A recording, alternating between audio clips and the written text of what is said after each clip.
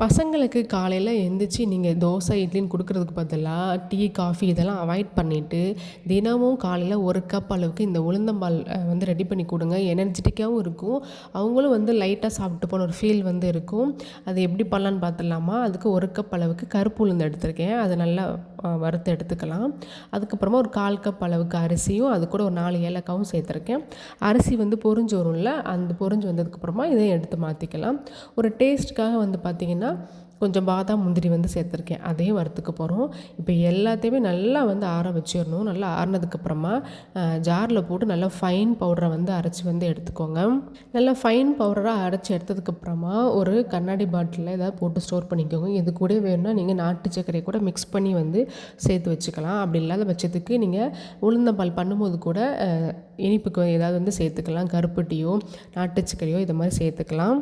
தினமும் 2 ஸ்பூன் எடுத்து நீங்கள் மிக்ஸ் பண்ணி கொடுத்தாலே வந்து போதும்.